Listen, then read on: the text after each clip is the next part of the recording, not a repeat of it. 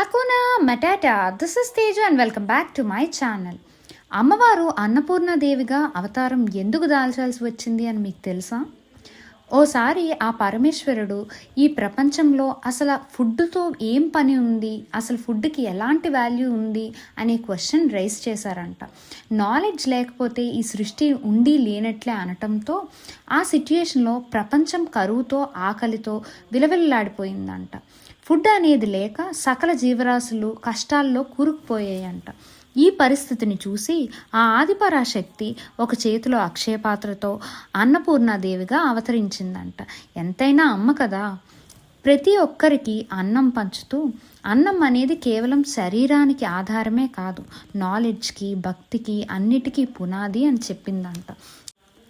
దాంతో స్వయంగా ఆ శివుడే అన్నపూర్ణ వద్ద భిక్ష పెట్టుకొని ఆకలిని తీర్చేది జ్ఞానమే కాదు, అన్నం కూడా అంతే పవిత్రమైనది అని యాక్సెప్ట్ చేశారంట. ప్రతి జీవికి అన్నం అందాలని, ఆకలికి ఒక ఎండ్ రావాలని, అన్నదానం అన్నిటికన్నా శ్రేష్టమైన పూజ అని చెప్పిందంట ఆ అన్నపూర్ణాదేవి.